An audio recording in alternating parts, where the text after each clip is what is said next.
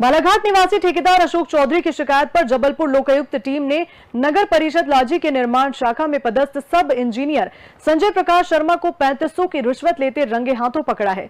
Lokayukta ASP JP Verma ने बताया कि ठेकेदार द्वारा कराए गए निर्माण कार्य की फाइल तैयार करने के लिए सब इंजीनियर द्वारा 5000 रुपए की मांग की गई थी, जिसमें से ठेकेदार 1500 रुपए पहले ही दे चुका था।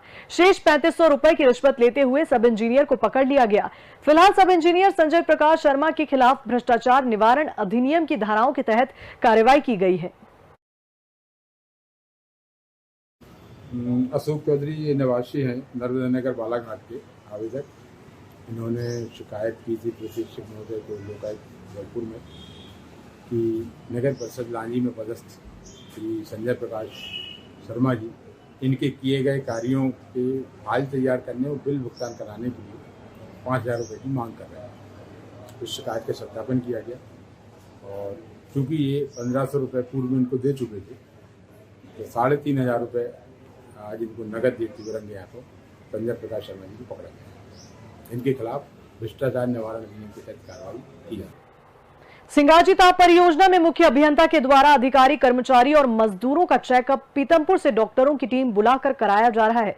प्रदेश सरकार की सबसे बड़ी विद्युत परियोजना में शुमार सिंगाजी ताप परियोजना में मजदूरों के स्वास्थ्य को लेकर मुख्य अभियंता के द्वारा blue cross nursing home Pithampur से 10 डॉक्टरों की टीम बुलाई गई, जिनका काम मजदूर, अधिकारी और कर्मचारी के स्वास्थ्य की सभी जांच करना है। 6 अप्रैल से लगे सिंगाजी ताप परियोजना के मेडिकल सेंटर में लगे इस कैंप में 19 अप्रैल तक 650 मजदूरों के स्वास्थ्य का परीक्षण किया जा चुका है, जिसमें फुल बॉडी चेकअप, एक्सरे, कान, नाक का, आंख का सभी का टेस्ट किया जा रहा है। हम ब्लू क्रॉस नर्सिंग होम से आए हैं पीथमपुर से। यहाँ पर हेल्थ चेकअप चल रहा है। 650 लोगों की हेल्थ चेकअप हो चुका है करीब। यहाँ पर ECG, x-ray, audiometry, spirometer, blood की जांचें चल रही है। जो सभी मजदूर यहाँ पर आए और यहाँ से अपना सर्टिफिकेट ले, हेल्थ चेकअप करवाए, सभी ज़्यादा से ज़्यादा आकर।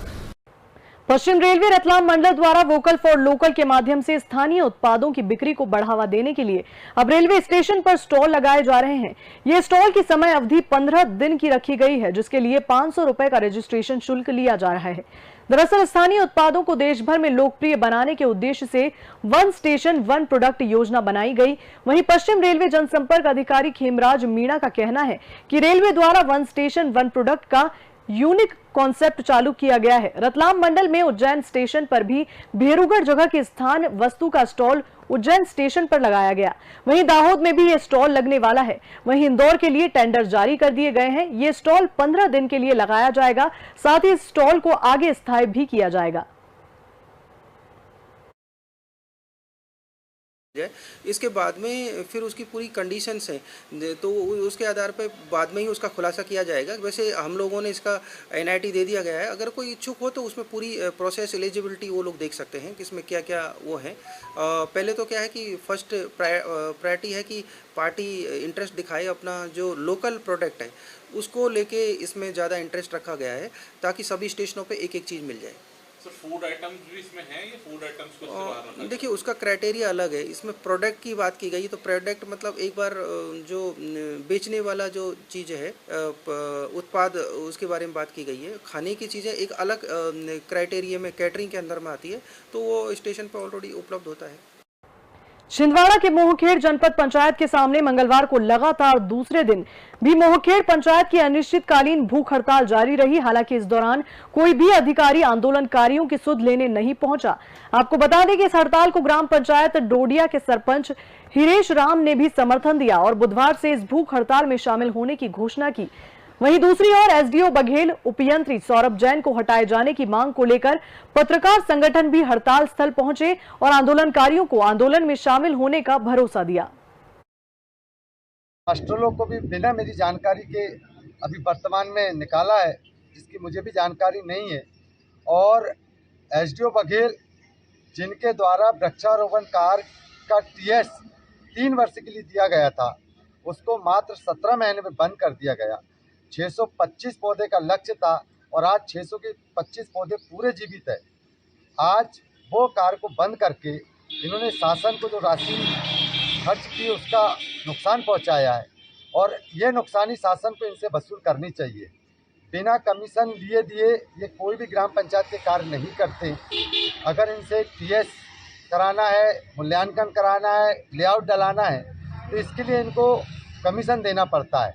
इनकी कमीशन बंधी हुई है, किसी की 10%, किसी की 15%, किसी की 20%। 5 दिवसीय पंचकोशीय यात्रा को लेकर प्रशासन ने अपनी व्यवस्था को अंतिम रूप देना शुरू कर दिया है। मंगलवार को पुलिस और प्रशासनिक अधिकारियों ने यात्रा को लेकर दौरा किया। उज्जैन में शुरू होने वाली पंचकोशीय यात्रा के लिए संभाग आयुक्त Sandeep Yadav, IG Santosh Kumar Singh, DIG Anil Kushwaha, collector Ashish Singh और एसपी सत्येंद्र शुक्ला ने भगवान नागचंद्रेश्वर का पूजन अर्चन करते हुए पंचकोशी मार्ग का निरीक्षण किया। पंचकोशी यात्रा मार्ग पर श्रद्धालुओं को किसी तरह की परेशानी का सामना न करना पड़े, इसको लेकर आवश्यक दिशा निर्देश जारी किए गए। 118 किलोमीटर की पंचकोशी यात्रा के लिए जिला प्रशासन श्रद्धालुओं के लिए छांव, शीतल पेय पदार्थ, जल सुरक्षा और जरूरी मूलभूत सुविधाएं जुटाता है। जिला अस्पताल पैरों का मलहम उपलब्ध कराता है। वन विभाग इस मार्ग पर वर्ष भर पेड़ लगाता है। पंचकोशी उज्जैन की पारंपरिक यात्रा है जिसमें ग्रामीण श्रद्धालु बड़ी तादाद में शामिल होते हैं। कोरोना के चलते 2 सालों से इस यात्रा को लेकर प्रतिबंध लगाया गया था, लेकिन अब जब एक बार फिर से हालात सामान्य हो चुके हैं तो यात्रा को लेकर प्रशासन ने एक बार फिर से अनुमति प्रदान की। साथ ही अब श्रद्धालुओं में भी इस यात्रा को लेकर खासा उत्साह है। देखिए, पंचकोशी यात्रा बहुत महत्वपूर्ण है उज्जैन के लिए और इस बार 2 सालों के अंतराल के बाद कोविड में चूंकि यात्रा प्रतिबंधित थी, अब ये यात्रा इस बार आने वाली है और उम्मीद है कि पिछली बार से अधिक संख्या में श्रद्धालु इसमें शामिल होंगे। इसमें जो 4 पड़ाव स्थल और 3 उप पड़ाव स्थल रहते हैं उन सभी पर आज हमारे और एसपी साहब के द्वारा जो प्रमुख अधिकारी हैं विभागों के, उनके साथ भ्रमण किया गया और श्रद्धालुओं से संबंधित जितनी भी तैयारियाँ होती हैं, चाहे वो टेंट से संबंधित हो, लाइटिंग से संबंधित हो, पानी से संबंधित हो, शौचालय साफ सफाई संबंधित हो, सभी की समीक्षा करी गई और मौके पर ही सभी जो संबंधित अधिकारी हैं उनको निर्देश प्रदान किए गए हैं। हमारी तरफ से श्रद्धालुओं के लिए आवश्यक जितनी भी सुविधाएं हैं उनको समय रहते पूरा कराया जाएगा, जिससे कि बड़े सुगम ढंग से यात्रा संपादित करिए। राजनांदगांव प्रवास के दौरान केंद्रीय मंत्री ज्योतिरादित्य सिंधिया ने समीक्षा बैठक में कुपोषण, शिक्षा, पीएमजीएसवाई सड़क योजना और केंद्रीय योजनाओं को लेकर कलेक्टर और अधिकारियों से चर्चा की। वहीं बैठक के बाद प्रेस वार्ता में सिंधिया ने कहा कि जिले में चल रहे सुपोषण अभियान को लेकर अभी भी प्रशासन को काम करना है। वहीं पीएमजीएसवाई सड़क योजनाओं के तहत जिन गांवों में कनेक्टिविटी नहीं हुई है उसे जल्द ही पूरा किया जाएगा। साथ ही उन्होंने पीएम आवास योजना को लेकर प्रशासन का कार्य संतोषजनक बताया। केंद्रीय मंत्री ने समीक्षा बैठक के दौरान तल्ख लहजे में कहा कि कुपोषण देश के लिए कैंसर के समान है और जल्द ही कुपोषण को दूर करने की योजना बनाकर काम करने की जरूरत है।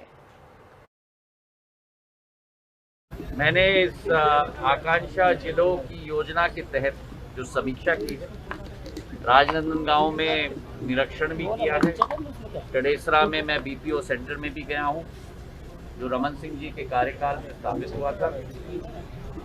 स्वयं सहायता समूह से मैं मिला भी और कई मुद्दों पर हमें तीव्र गति से कार्य करना है। कुपोषण पर बहुत ध्यान हमको देना है, स्थिति यहाँ ठीक करनी है।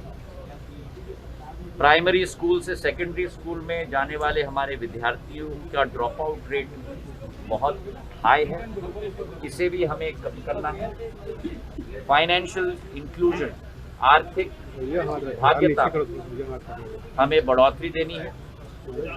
इन सारे मुद्दों पर मैंने चर्चा की है। इसी के साथ जिले ने कई मुद्दों पे प्रगति भी की। उदाहरण के तौर पे कृषि के क्षेत्र में, उदाहरण के तौर पे ग्राम पंचायत में इंटरनेट कनेक्टिविटी पर। तो तुलनात्मक दृष्टिकोण से सफर जारी है, पर अभी बहुत कुछ हमें आगे भी करना है। कोरोना काल के चलते 2 वर्षों से पीएचडी के लिए होने वाली डीईटी की परीक्षा से परीक्षार्थी वंचित थे, लेकिन अब संक्रमण के कम होने के बाद ये परीक्षा आयोजित की गई। आपको बता दें कि इसके लिए देवी अहिल्या विश्वविद्यालय द्वारा करीब 25 सेंटर बनाए गए। ये परीक्षा 44 विषयों की 1173 सीटों के लिए आयोजित हुई, जिसमें 6500 परीक्षार्थी शामिल हुए। वहीं 2 साल बाद हुई परीक्षा को लेकर यूनिवर्सिटी के द्वारा कई तरह की व्यवस्था भी की गई थी। यूनिवर्सिटी में ही एग्ज़ाम कराया गया, तो करीब 25 सेंटर्स थे जो अपना मेन कैंपस एकेडमिक यहाँ भी थे और आईआईटी में भी थे, तो 25 सेंटर्स बने हुए थे और 44 सब्जेक्ट्स की परीक्षाएं हुई हैं और करीब लगभग 1200 के करीब सीट्स हैं हमारे पास और 6300 लगभग बच्चे थे, मतलब बच्चे रजिस्टर्ड थे। पर जो अभी बाद में अभी चेक किया गया है तो अटेंडेंस जो हुई है उसमें 4537 बच्चों ने परीक्षा दी है।